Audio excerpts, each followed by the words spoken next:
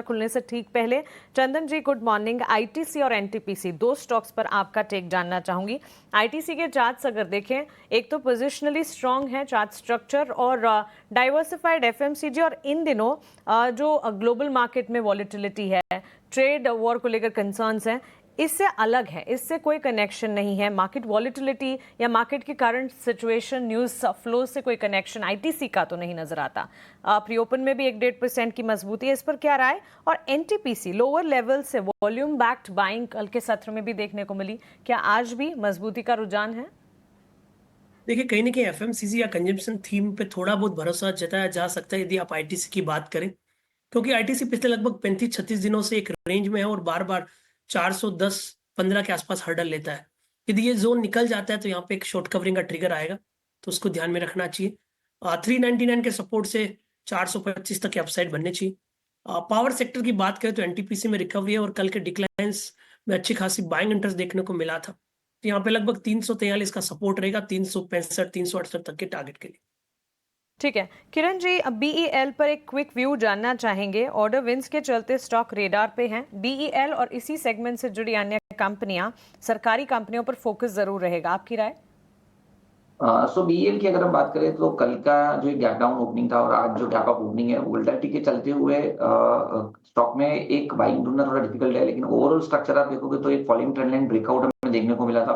Stock अपनी सभी important moving averages के ऊपर सस्टेन हुआ था, तो कोई भी गिरावट आती है यहाँ पे लॉन्ग करना चाहिए। एक पोजिशनल स्टॉप लॉस जो है वो 250 का बन रहा है, तब तक 250 का लेवल ब्रेक नहीं होता है तब तक बाय ऑन डिप्स यहाँ पे कंटिन्यू कीजिए। ऊपर में जैसे ही 305 के ऊपर ये स्टॉक का क्लोजिंग आएगा, उसके बाद एक नई रैली स्टार्ट हो सकती है बीएल में, तो बाय ऑन डिप्स की सलाह रहेगी 250 के स्टॉप लॉस के साथ।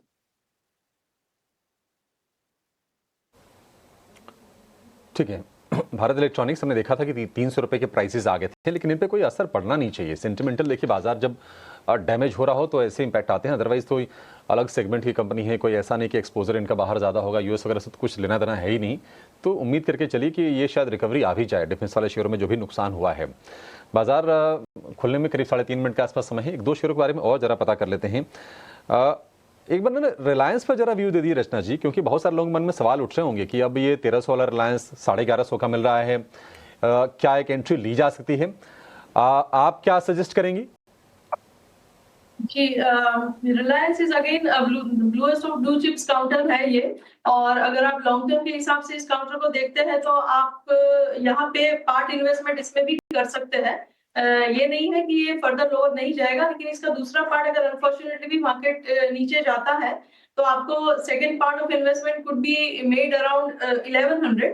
अभी हमें 1170 के करीब है, तो यहाँ पे आप एक हिस्सा इन्वेस्टमेंट में जरूर डाल सकते हैं। एंड अगर लॉन्गर टर्म नजरिया है तो दिक्कत नहीं आनी चाहिए, but total investment at one go ना करें।